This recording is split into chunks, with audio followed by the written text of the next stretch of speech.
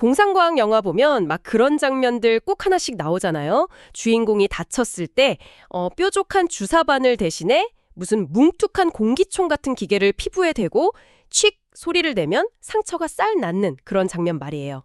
아, 네. 아주 흔한 클리셰죠. 그렇죠. 바늘이 살찌르는 공포도 없고 알약 삼키고 약효 퍼질 때까지 하염없이 기다릴 필요도 없는 세상이잖아요. 그런데 저희 앞에 놓인 이 임상 문헌이랑 연구 자료들을 보면 이게 더 이상 영화 속 먼 미래 이야기가 아니더라고요. 맞습니다. 이미 수많은 진료실이나 물리치료실에서 매일같이 일어나고 있는 아주 현실적인 의학적 마법이라고 할 수 있죠. 그래서 오늘 우리가 함께 탐구할 자료가 바로 그 마법의 정체, 물리치료와 의학 분야에서 쓰이는 이온 도입법에 관한 문헌입니다. 청취자 여러분께 이 주사바늘 없이 전기로만 약을 넣는 기술을 낱낱이 파헤쳐 드리는 게 이번 심층 탐구의 미션이죠. 네, 정말 흥미로운 주제입니다. 사실 이 기술을 제대로 이해하려면 먼저 우리가 흔히 간과하는 인체의 놀라운 방어 시스템부터 짚고 넘어가는 게 좋습니다. 방어 시스템이라면 피부를 말씀하시는 건가요? 맞아요. 바로 우리 몸을 감싸고 있는 피부입니다. 피부요? 그냥 우리 몸 껍데기 아닌가요? 그렇게 생각하시기 쉬운데 피부, 그중에서도 가장 바깥쪽에 각질층은 상상을 초월하는 철벽의 요새거든요. 아, 요새요? 네. 죽은 세포들이랑 지질, 그러니까 기름 성분들이 마치 벽돌과 시멘트처럼 아주 촘촘하게 얽혀 있어요. 외부 세균이나 독성 물질이 들어오는 걸 막고 몸속 수분이 빠져나가는 걸 차단하는 완벽한 장벽인 셈이죠. 오, 듣고 보니까 진짜 견고하네요. 그렇죠. 그렇기 때문에 단순히 연고나 약물을 피부 겉먼에 바르는 것만으로는 그 견고한 벽돌담을 뚫고 깊숙한 근육이나 관절까지 약효를 전달하기가 물리적으로 거의 불가능에 가깝습니다. 아하, 그러니까 팔꿈치 아플 때 진통제 연고 아무리 듬뿍 발라도 정작 피부 겉만 번들거리고 속은 계속 아픈 이유가 그거였군요. 정확합니다. 약물이 요새의 문턱을 넘지 못하고 밖에서 서성이고 있는 거죠. 와, 그래서 오늘 이 심층 탐구가 더 기대되네요. 이 뚫기 힘들 방어막을 파괴하지 않고 전기를 이용해서 아주 교묘하게 약물을 배달하는 거잖아요. 자, 그럼 이걸 한번 파헤쳐보죠. 도대체 어떻게 그 견고한 피부 요새를 통과하는 건가요? 일단 자료의 핵심을 들여다보면 이 기술은 우리 몸과 약물을 일종의 거대한 전기 회로로 취급합니다. 가장 뼈대가 되는 원리는 한자어로 동성상척, 영어로는 like repels like라고 불리는 현상이에요. 동성상척이요? 같은 극끼리 밀어낸다는 뜻이죠? 네, 맞습니다. 물리학 용어로는 동전화 반발력이라고 하죠. 동전화 반발력이라 단어는 좀 무거운데 청취자 여러분도 어릴 때 다들 자석 가지고 장난쳐 보신 적 있으시잖아요. 자석 N극이랑 N극 억지로 붙이려고 힘 꽉 줄 때 손끝에서 막 미끄러지듯 팽팽하게 밀어내는 힘, 그걸 말씀하시는 거죠? 바로 그 힘입니다. 그 밀어내는 물리적인 반발력이 이 보이지 않는 주사기의 엔진 역할을 하는 거예요. 아, 엔진이요. 만약 우리가 피부 속으로 넣고 싶은 약물이 양이온, 즉 플러스 전하를 띠고 있다면 그 약물을 피부에 바른 뒤에 똑같은 플러스 극성을 가진 전극 패드를 그 위에 덮는 겁니다. 플러스 위에 플러스를 덮는다? 그렇죠. 그리고 기계 스위치를 켜서 전류를 흘려보내면 패드에서 발생하는 강력한 플러스 전하가 약물의 플러스 전하를 맹렬하게 밀어내기 시작하죠. 와, 뒤에서 엄청난 힘으로 등을 떠미는 셈이네요. 약물 입장에서는 위쪽 패드가 자기를 막 강하게 밀어내니까 결국 도망칠 곳은 아래쪽, 그 뚫기 힘들다던 피부 각질층 밑으로 파고 들어가는 수밖에 없겠군요. 네, 그런데 여기서 정말 흥미로운 부분은 단순히 뒤에서 억지로 밀어넣는 무식한 방법이 다가 아니라는 겁니다. 그래요? 또 다른 힘이 있나요? 동전화 반발력 외에도 두 가지의 정교한 물리적 현상이 톱니바퀴처럼 맞물려 돌아가고 있어요. 바로 전기 영동과 전기 삼토라는 현상입니다. 전기 영동이랑 전기 삼투요? 원리가 하나가 아니었군요. 그 전기 영동은 이름만 들어보면 전하를 띤 입자가 스스로 헤엄쳐 간다는 뜻 같은데요? 아주 예리한 유추입니다. 전기를 띠고 있는 약물 입자들이 전기장이라는 무대 위에 놓이게 되면 저 멀리 반대편에 있는 전극을 향해 물리적인 끌림을 경험하게 되거든요. 아, 반대편 전극이 땡기는군요. 맞아요. 즉 밀어내는 패드 쪽에서는 도망치고 피부 깊은 곳을 넘어 반대편에 부착된 전극 쪽으로는 강하게 이끌려가는 물리적인 추진력을 얻는 겁니다. 오, 앞에서는 이리와 하고 당겨주고 뒤에서는 빤니가 하고 밀어주는 거네요. 이것만으로도 각질층 뚫기에는 아주 충분해 보이는데요. 그런데 아까 말씀하신 세 번째 원리, 그 전기 삼투는 뭡니까? 삼투압할 때 그 삼투라면 이건 약물이 아니라 혹시 물이랑 관련이 있는 건가요? 네, 이 부분이 이온도입법에서 가장 매력적이고 물리적으로 아름다운 메커니즘입니다. 수분, 즉 물의 이동을 이용하는 거예요. 잠깐만요. 피부에 전기를 흘리는데 물이 이동한다고요? 물은 원래 전기를 띠지 않는 중성 물질이잖아요. 자석처럼 밀리거나 땡겨질 이유가 없지 않나요? 훌륭한 지적입니다. 물 분자 자체는 중성이죠. 하지만 여기서 우리가 주목해야 할 것은 피부의 성질입니다. 인간의 피부는 정상적인 생리적 pH 상태에서 전체적으로 미세한 마이너스 성향을 띠고 있어요. 아, 피부 전체가 마이너스를 띠고 있다고요? 네, 피부라는 거대한 그물망 자체가 마이너스 전기를 머금고 있는 셈이죠. 이 상태에서 직류전류를 흘려보내면 피부와 조직액 사이에 있던 수많은 플러스 이온들, 그러니까 양이온들이 음극 패드를 향해 맹렬하게 이동하기 시작합니다. 물이 직접 움직이는 게 아니라 몸속 양이온들이 마이너스 극을 향해 막 달려가는 거군요. 근데 그게 물의 이동이랑 대체 무슨 상관이죠? 이 양이온들이 이동할 때 주변에 있는 중성의 물 분자들을 꽉 움켜쥐고 함께 끌고 가거든요. 아, 같이 데려가는 거네요. 마치 빗자루로 바닥을 쓸어내듯이 수많은 양이온들이 음극을 향해 이동하면서 물 분자들을 물리적으로 잡아 끌어서 거대한 물의 흐름을 만들어내는 겁니다. 결과적으로 양극에서 음극 방향으로 책, 즉 물의 거대한 강물이 흐르내되는 거죠. 와, 세상에. 피부 속에 보이지 않는 거대한 강물이 흐르기 시작한다는 거잖아요. 그렇다면 만약 우리가 투입하려는 약물이 플러스 전하를 띤 약물이라면 어떻게 되는 거죠? 그 플러스 약물은 당연히 양극에 배치되겠죠. 밀어내는 반발력으로 피부를 파고드는데 마침 그 방향으로 양이온들이 만들어낸 강력한 물살이 흐르고 있는 겁니다. 와, 이거 완전히 공항에 있는 무빙워크네요. 약물 입자 자체가 막 힘들게 각질층 사이를 걸어가지 않아도 발밑에 있는 물살이라는 무빙워크가 약물을 태우고 목적지를 향해 엄청난 속도로 이동시켜주는 거잖아요. 완벽한 비유입니다. 뒤에서 밀어주는 반발력, 앞에서 당겨주는 전기 영동, 그리고 약물을 통째로 태워서 나르는 전기삼투의 무빙워크까지. 네. 이 세 가지 물리적 힘이 결합해서 그 뚫기 힘들다던 각질층을 너무나도 부드럽게 우회하는 겁니다. 원리를 알고 나니까 진짜 놀랍네요. 피부라는 꽉 막힌 고속도로에 전기를 흘려서 뻥 뚫린 길이랑 무빙워크를 만들어냈어요. 그럼 여기서 진짜 흥미로워지는 게 고속도로가 아무리 잘 뚫려 있어도 그 위에 아무 화물이나 막 올려놓을 수는 없잖아요. 그렇죠. 이 약물들이 전기의 힘을 받으려면 저마다 전기를 띠고 있어야 할 텐데 세상 모든 약이 다 전기를 띠고 있는 건 아닐 테고요. 마치 약물들이 각자의 명찰, 그러니까 극성을 달고 있는 것 같은데 맞나요? 정확합니다. 이 시스템을 이용하기 위한 첫 번째 작용 요건이 바로 약물이 이온화될 수 있어야 한다는 점이에요. 이온화요? 네, 무빙워크를 타기 위한 VIP 출입증 같은 거죠. 약물마다 이 출입증의 종류가 달라서 어떤 약은 마이너스 극성을 띠고 어떤 약은 플러스 극성을 띱니다. 치료사는 이 극성을 정확히 파악해서 맞는 전극 아래에 배치해야만 해요. 청취자 여러분이 좀 쉽게 상상하실 수 있게 자료에 나오는 구체적인 약물 사례들을 좀 들어주시겠어요? 대표적으로 테니스 엘보나 만성건염에 쓰는 아주 강력한 항염증제, 덱사메타손이 있습니다. 이 약물은 마이너스 전하를 띠고 있어요. 아, 덱사메타손은 마이너스? 네, 그리고 통증 줄여주는 살리실산염, 또 어깨에 돌이 생기는 석회성 건염에서 딱딱해진 조직을 녹이는 아세트산염도 모두 마이너스입니다. 이 친구들은 반드시 음극 패드 아래에 발라야 합니다. 그래야 같은 마이너스끼리 만나서 동성상척으로 피부 속으로 강하게 밀려 들어갈 테니까요. 그럼 반대로 플러스 명찰을 단 약물들도 있나요? 네, 급성 통증 마비시키는 국소마취제 리도카인은 양극에 배치해야 하고요. 조직 투과성을 높여서 붓기 확 빼주는 히알루로니다야제 역시 플러스라서 반드시 양극 패드에 놓아야 하죠. 잠깐만요. 여기서 아주 현실적인 호기심이 하나 생기는데요. 네, 말씀하시죠. 만약에 병원에서 치료사가 너무 피곤해서 실수를 한 거예요. 마이너스 성향인 덱사메타손을 가져다가 아무 생각 없이 플러스 전극 패드에 듬뿍 바르고 기계를 작동시켜버린 거죠.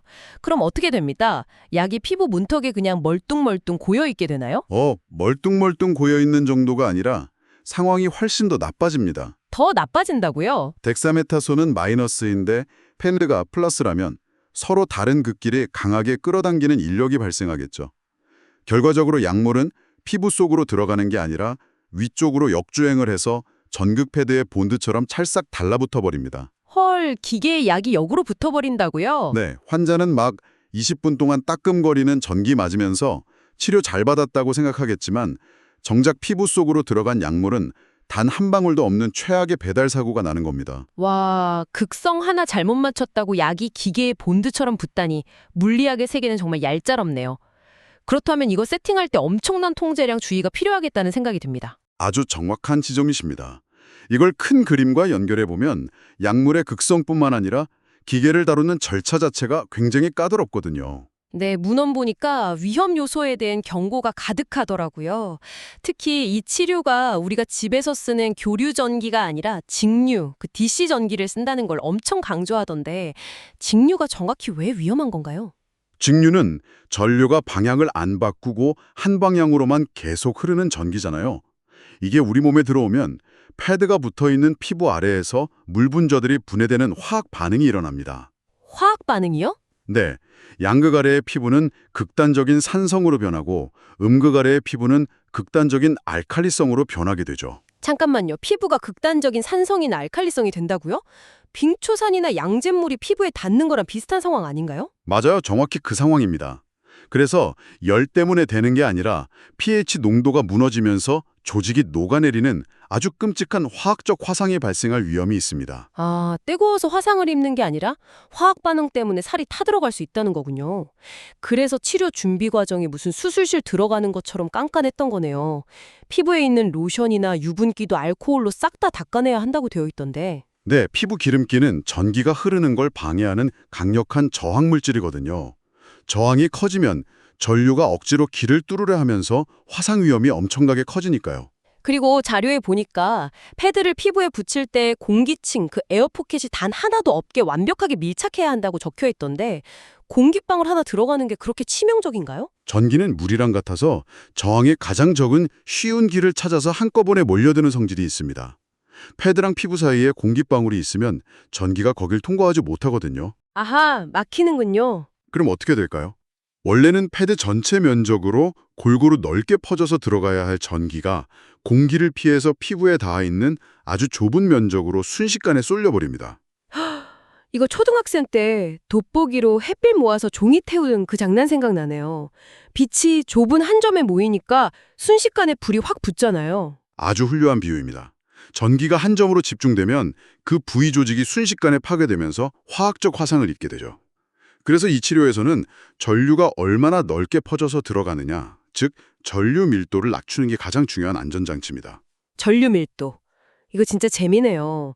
자료에 패드 크기에 대한 흥미로운 규정이 있던데 약물 바르는 쪽을 활성전극이라 하고 회로 완성하려고 다른 부위에 붙이는 빈 패드를 분산전극이라고 부르잖아요. 네, 맞습니다. 근데 전기가 빠져나가는 이 분산전극의 면적이 약물 들어가는 활성전극보다 훨씬 더 넓어야 한다고 적혀 있더라고요. 네, 그 이유를 어떻게 해석하셨나요? 이거 정원에서 호스로 물 뿌릴 때랑 똑같은 원리 아닌가요?